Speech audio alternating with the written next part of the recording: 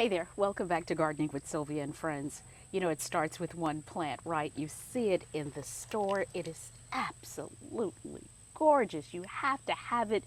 Better yet, it is on sale, 60% off. So you buy it, you bring it home, you put it in a spot with big plans to either pot it up or put it in the ground later. Then you run across another great sale. Thank you. Have a good day.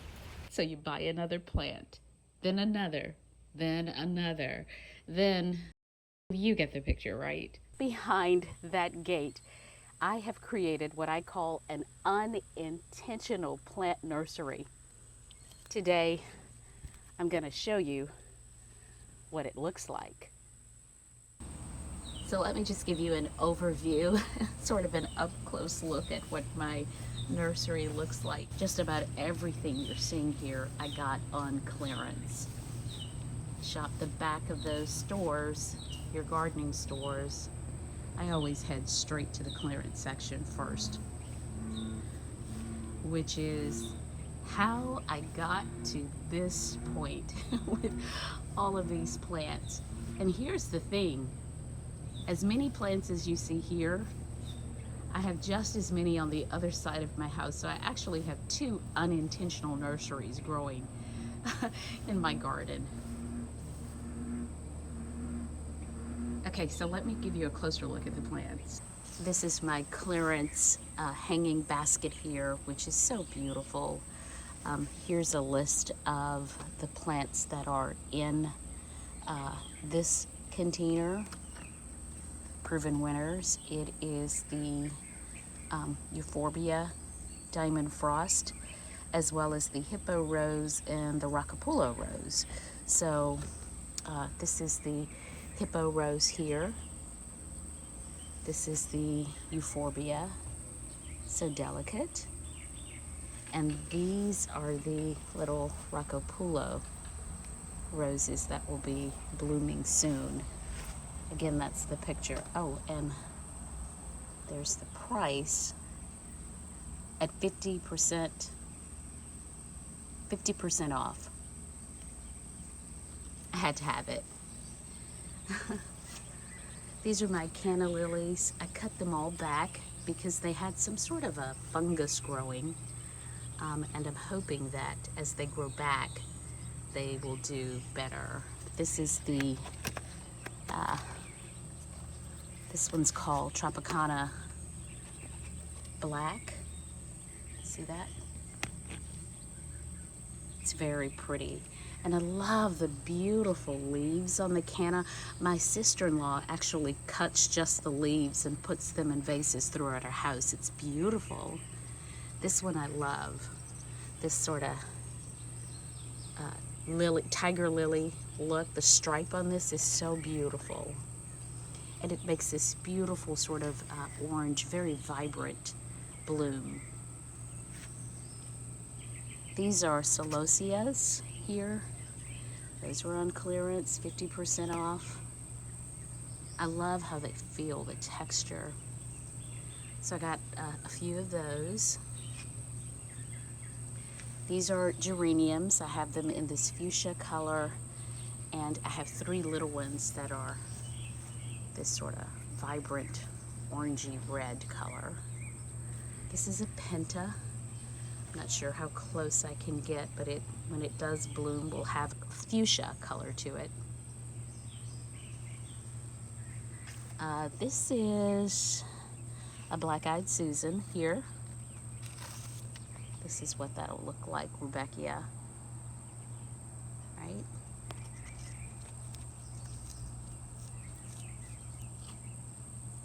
These are my begonias. They can tolerate heat a lot better, the sun a lot better. The white with the brown leaf, and then these red. These were $1.98 and 50% off of those. This picture does not do this daylily justice because it is so beautiful. And I only got one. I went back to get more, but they were all gone. It's beautiful though. This is a foxleaf fern here, which I love. And then the salvia, you guys. Look at that. It's almost black. It gets dark, dark, dark like this. You see that? Yeah, it gets very dark. I love it. That's salvia. This is the blue salvia here. Got these guys on clearance for about 60% off. They were ratchet looking, but I brought them home, popped them in this little spot, keeping them watered, and they look fantastic. So I have that deep, deep purple salvia, then I have this blue salvia. I have so many sort of formed its own border. And then I have this white salvia. This may be my favorite because it smells like sage. And these are great pollinators. So if you want to attract birds and bees and butterflies to your garden, this would be a good thing to purchase. Okay, next, this. Look at her. This is my hibiscus. This color is, I think, what you'd get if you mixed tangerine, orange, and pink maybe together. You would get this beautiful color. And it's a double blooming hibiscus. And look at all of the blooms that are yet to come. Yes! I'm gonna put this in a pot. I don't think I'll put it in the ground, but you guys, how fabulous is this? These are tropicals. Oh, they're so lovely. Look at those figs. The figs are figging. Ooh, look at that one. Should I? Of course.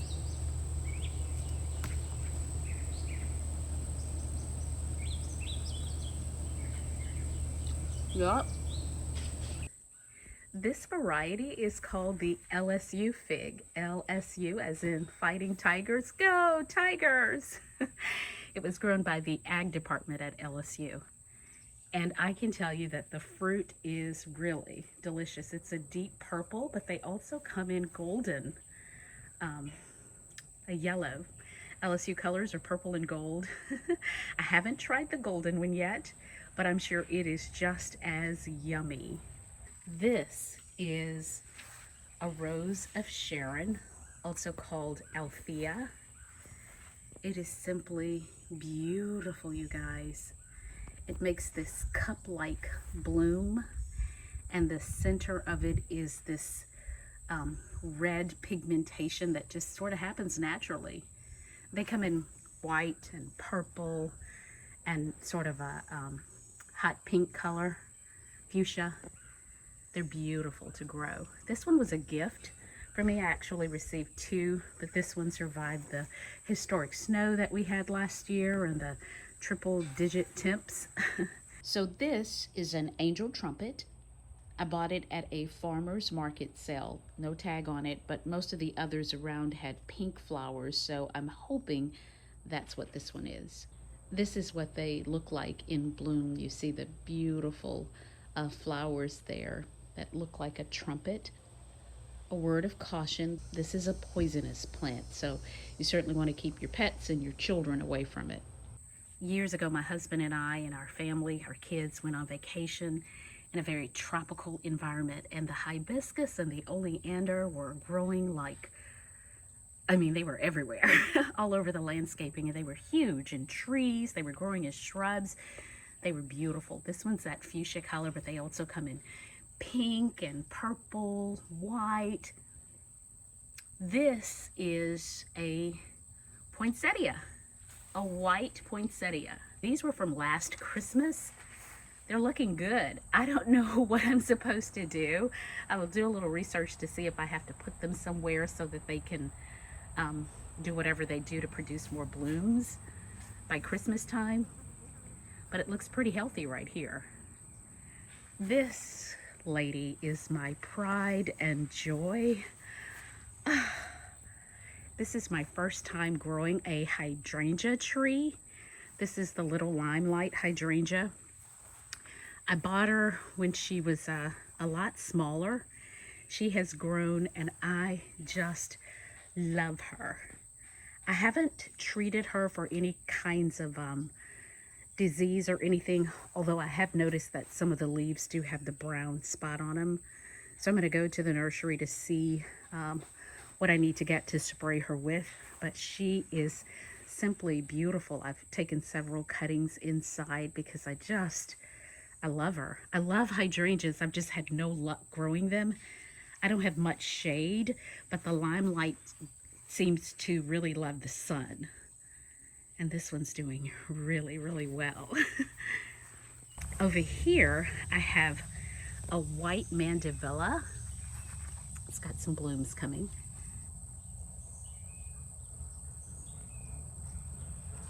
It really needs to be on a trellis. I do have a trellis that I'm going to bring on this side to let her grow, do her thing. She's beautiful and healthy. This is a white penta, another clearance plant. I love those dainty little blooms on the pentas. Of course, you know what this is, right? Sweet potato vine. This was another clearance item, and they had both colors, this shocking lime color as well as this deep purple, and they both were in the same pot. 2 for the price of 1. Yeah, thank you. So this is a hanging basket here. I just clipped off the metal hanging part and popped it in this little clay container here. I'll probably pot it up, but it was not doing very well. It was in an area that got more shade than sun. And so this is the result, what it looks like now. I have cut it back considerably, and as it gets more sun, I do believe that it's going to make a huge comeback. You can see here on the label, these are pink petunias mostly, and some other little blooms in here, some little white blooms as well. It's very, very pretty. So I've just cut back as much as I possibly could, and it's kind of straggly looking right now, but it's gonna be okay. The roses that you see here are basically all the same. This one is Tiffany. I love the Tiffany rose. They grow straight up and they make these beautiful cut flower roses. It's gorgeous. This one's the same thing. Well, actually, this is Queen Elizabeth. Queen Elizabeth smells amazing, and soon I will have blooms.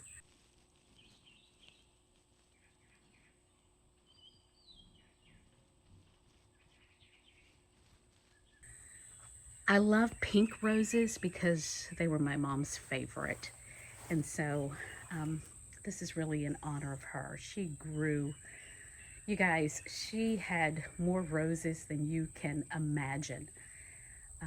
We lived in a very small home, little piece of land, but most of that little piece of area where she grew was covered with beautiful roses. This is a blueberry plant. I bought it from a 4-H club at a high school in my community. This is another one of those hanging baskets that I got.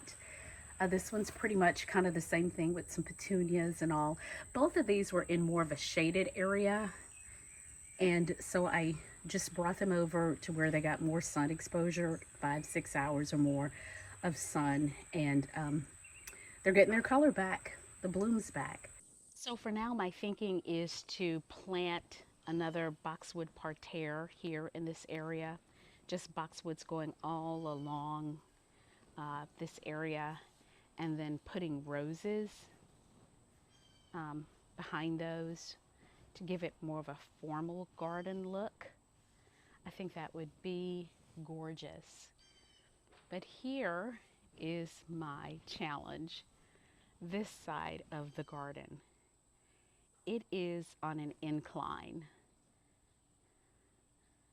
Let me show you what I mean. Do you see how it slopes down? And there's the side that I just showed you. So I'm trying to figure out what I could plant up on this sloped area. I'm thinking roses because I'd really like to turn this entire area into a rose garden. Here, let me walk down. Okay. All right, now, so let me give you another look. So as you just saw, this is a sloped area.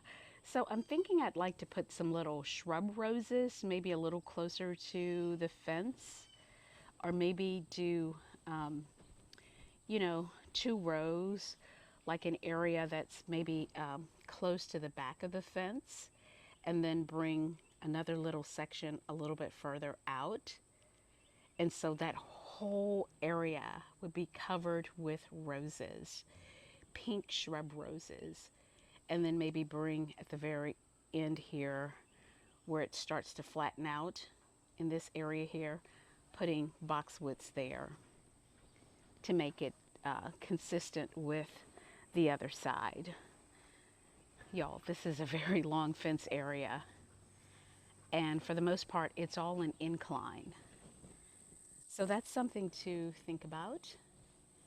This is what this area looks like. It's not a very large space.